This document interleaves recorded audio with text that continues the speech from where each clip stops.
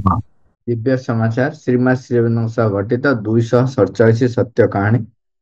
ମୂଳ ରଚନା ରହିଛି ଶ୍ୟାମ କୁମାରୀଙ୍କର, ରୂପାନ୍ତର ଧ୍ରୁବଚରଣ ହୋତା। ତୁମେ ନିଜେ କର।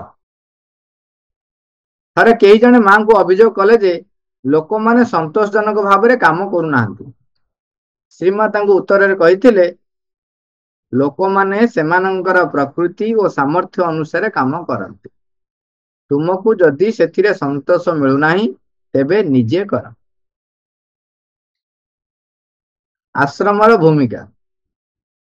ଦିନେ କେହି ଜଣେ ଶ୍ରୀମାଙ୍କୁ କହିଥିଲେ, ଏପରି ଗୋଟିଏ ସମୟ ଆସିବ ଯେତେବେଳେ ପୃଥିବୀର ସମସ୍ତ କାର୍ଯ୍ୟକ୍ରମ ଆଶ୍ରମ ହିଁ ନିୟନ୍ତ୍ରିତ କରିବ। ମା କହିଲେ, ତାହା ଠିକ ନୁହେଁ। ଏଠାରୁ ପ୍ରେରଣା ମିଳିବ। ଫୁଲ ଭର୍ତ୍ତି କରି ସଙ୍ଗରେ ନେଇ ମାଙ୍କ ନିକଟକୁ ଯାଆନ୍ତି।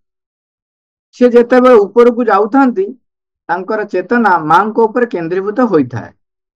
କିନ୍ତୁ ମାଙ୍କର ଦର୍ଶନ ଶେଷ କରି ତଳକୁ ଓହ୍ଲାଇ ଆସିବା ସମୟରେ ସାଙ୍ଗମାନଙ୍କୁ ଅତିକ୍ରମ କରି ଯାଉଥିବା ବେଳେ ଓ ଆଶ୍ରମର ଦୁଆରେ ବସିଥିବା ବିଭିନ୍ନ ସାଧକ ସାଧିକାଙ୍କୁ ଚାହିଁ ମନେ ମନେ ଖୁବ୍ ଗର୍ବ ଅନୁଭବ କରନ୍ତି ଓ ଭାବନ୍ତି ନିଜକୁ ଜଣେ ବଡ଼ ସାଧକ, କାରଣ ସେ ମାଙ୍କ ନିକଟକୁ ଯାଇପାରୁଛନ୍ତି।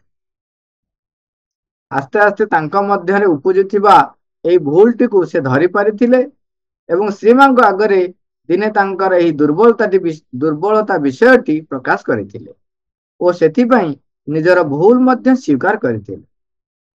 ଶ୍ରୀମା ତାଙ୍କୁ ଉତ୍ତର ଦେଇ କହିଥିଲେ, ଏଠାରେ ଗୋଟିଏ ଶକ୍ତି କାର୍ଯ୍ୟରତ ଅଛି, ଯିଏ କି ସବୁ ଭୁଲ ଭ୍ରାନ୍ତିର ଗତିବୃତ୍ତିକୁ ସଂଶୋଧନ କରିବ।